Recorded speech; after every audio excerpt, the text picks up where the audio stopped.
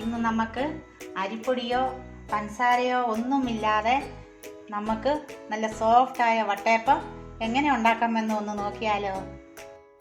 ഈ വട്ടയപ്പത്തിന് വേണ്ടിയിട്ട് ഞാൻ ഈ ഗ്ലാസ്സിൽ ഒരു 4 ഗ്ലാസ് അരി എടുത്ത് ഇന്നലെ രാത്രി വെള്ളത്തിലിട്ടതാണ്. 8 മണിക്കൂറായ അരിയാ. ഇത് ഞാൻ കഴുകി വാരി വെച്ചിട്ടുണ്ട്. ഞാൻ അരിയുടെ കൂടെ അരയ്ക്കാൻ വേണ്ടി ഒരു 3 പച്ച തേങ്ങയാണ് ഞാൻ ചിരണ്ടി വെച്ചേക്കുന്നത്. ഇതുപോലത്തെ പച്ച തേങ്ങ. നിങ്ങൾക്ക് പച്ച തേങ്ങ കിട്ടിയില്ലെങ്കിൽ നിങ്ങൾക്ക് മൂത്ത തേങ്ങ എടുത്ത് അരയ്ക്കാം. ഈ പച്ച തേങ്ങയും കൊണ്ട് നമ്മൾ അപ്പം ഉണ്ടാക്കാമെങ്കിൽ നല്ല അപ്പമായിരിക്കും, നല്ല ടേസ്റ്റാണ്. നമ്മൾ തേങ്ങ എത്ര ഇടുന്നോ അത്രയും നല്ലതാണ് വട്ടയപ്പം. വട്ടയപ്പത്തിന് മധുരത്തിന് വേണ്ടി ഞാൻ പഞ്ചസാര യൂസ് ചെയ്യുന്നില്ല. അതിന് പകരം ഞാൻ ബെല്ലമാണ്.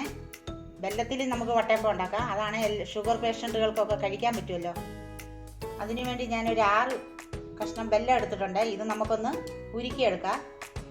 കുറച്ച് വെള്ളത്തിൽ നമുക്ക് ഇതൊന്ന് ഉരുക്കിയെടുക്കാം. നമ്മൾ ബെല്ലം ഉരുക്കി അരിച്ച് വെച്ചിട്ടുണ്ട്. ഈ വട്ടയപ്പത്തിന് നമുക്ക് കുറുക്കി ചേർക്കാൻ വേണ്ടി കുറച്ച് അരി എടുത്ത് നമുക്ക് ജാറിലിട്ട് ഇച്ചിരി തരിയോടെ അരച്ചുകൊണ്ട് വരാവേ.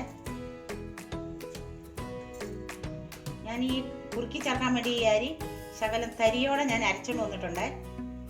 ഇത് നമുക്കൊന്ന് കുറുക്കി ചേർക്കണം. ഈ ജാറ് കഴുകി നമുക്ക് കുറച്ച് വെള്ളം കൂടെ ഒഴിച്ച് കുറുക്കാവേ.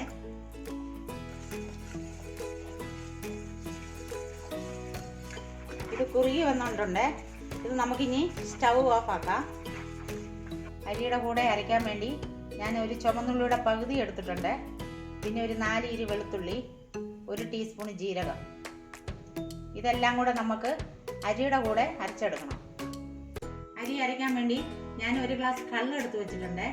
ഈ കള്ള് കൊണ്ട് നമുക്ക് ഈ അരി അരച്ചെടുക്കാം.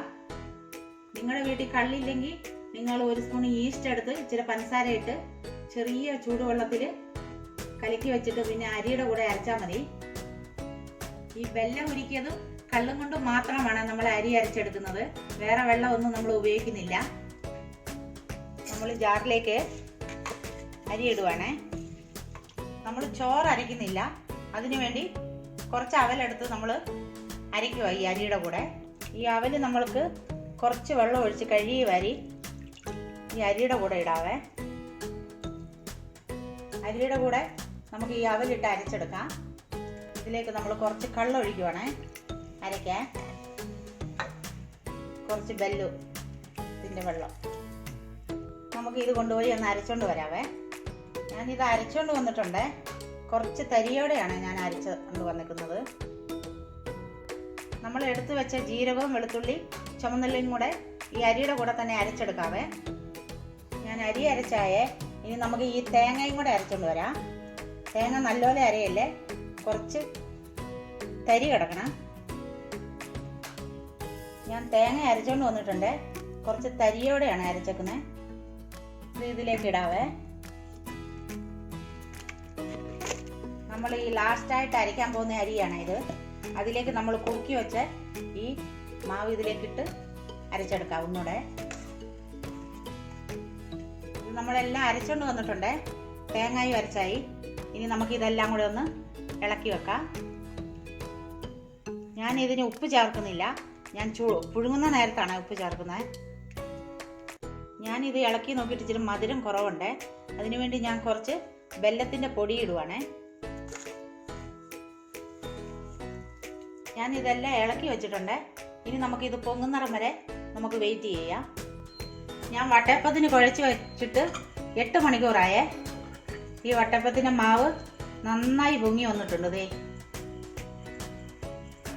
ഇതിലേക്ക് നമ്മൾ ഈ ഏലക്കപ്പൊടി ഇടാനുണ്ട്. ഏലക്കയും പഞ്ചസാരയും കൂടെ പൊടിച്ചതാണ്. ഇത് നമുക്കൊന്ന് ഇടാം. ഞാൻ കുഴച്ച് വെച്ചപ്പം ഉപ്പിട്ടിട്ടില്ലായിരുന്നു. ഇപ്പം ഞാനത് കുറച്ച് ഉപ്പ് ഇടുവാണേ. അത് ഞാനൊരു പാത്രത്തിലേക്ക് എടുത്തിട്ടാണ് ഉപ്പിടുന്നത്. ഡയറക്റ്റ് ഇട്ടാൽ ആ ഉപ്പ് എല്ലായിടത്തും ചേരുവല്ല. ഇതിലേക്ക് കുറച്ച് വെള്ളം ഒഴിച്ച് ഒന്ന് ചാലിച്ച് ഇതിലൊഴിക്കാം. കുറച്ച് വെള്ളം ഒഴിച്ച് നമ്മളിങ്ങനെ എനിക്ക് ഇതിലൊഴിച്ചാൽ മതിയേ. നമുക്കെല്ലാം കൂടെ ഒന്ന് ഇളക്കിയെടുക്കാവേ.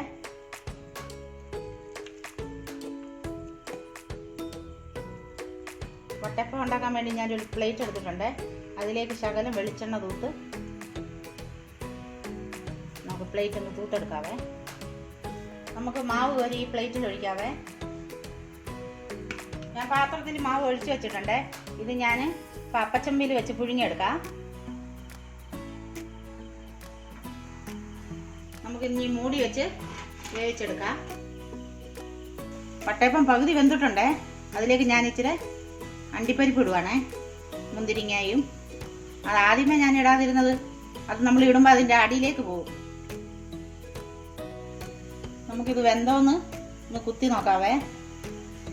വെന്തിട്ടുണ്ടേ, ഇതിൽ ഒട്ടി പിടിക്കുന്നില്ല. വട്ടയപ്പം നമ്മുടെ റെഡി ആയിട്ടുണ്ട്. ഞാൻ എടുത്ത് ആറാൻ പുറത്ത് വെച്ചിട്ടുണ്ട്. നമുക്ക് ആറി കഴിയുമ്പോൾ എടുത്ത് മുറിക്കാം. നമ്മുടെ അപ്പം നല്ലപോലെ തണുത്തിട്ടുണ്ട്. ഇത് നമുക്കൊന്ന് മുറിച്ച് നോക്കാം.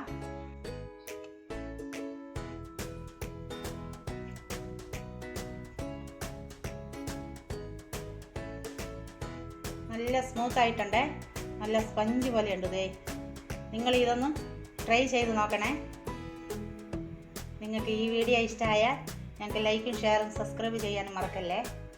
ഇനി ഒരു അടുത്ത വീഡിയോയിലൂടെ നമുക്ക് കാണാം.